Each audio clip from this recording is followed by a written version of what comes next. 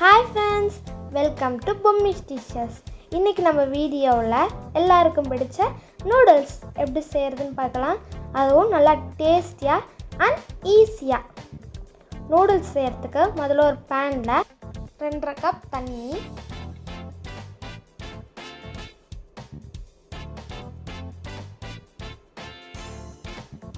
ஒரு table spoon உப்பு, 2 table spoon எண்ணெய்.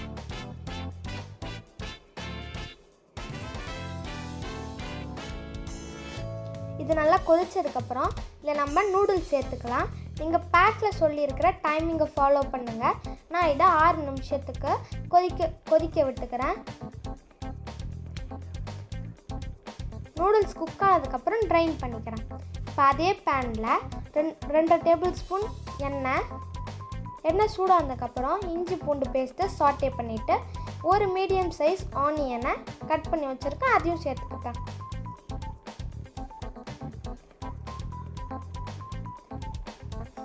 இப்போ நல்லா சாட்டே பண்ணிக்கோங்க. ஆனியன் நல்லா இந்த மாதிரி வதங்கினதுக்கு அப்புறமேட்டா இதில் நீளமாக கட் பண்ணி வச்சுருக்கிற பீன்ஸ், கேரட் சேர்த்து ஒரு 2 நிமிஷம் நல்லா குக் பண்ணிக்கோங்க. இப்போ இதில் தேவையான அளவு உப்பு. இப்போ இதை 2 நிமிஷத்துக்கு நல்லா குக் பண்ணிக்கோங்க.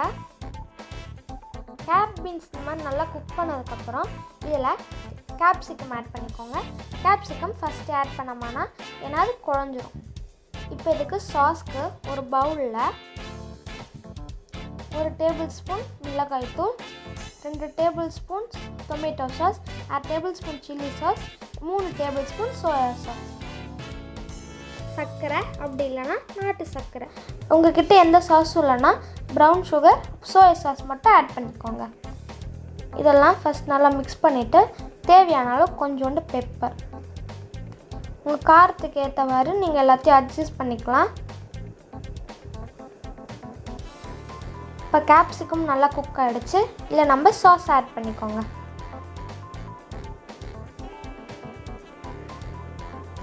இப்போ அதை ஒரு மிக்ஸ் பண்ணிவிட்டு நம்ம குக் பண்ணி வச்சுருக்கிற நூடுல்ஸையும் ஆட் பண்ணிக்கோங்க.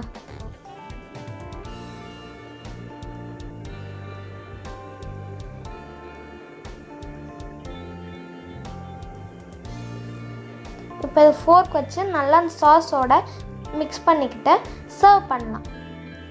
அவ்வளோதான், நம்ம ஈஸியான நூடுல்ஸ் ரெடி.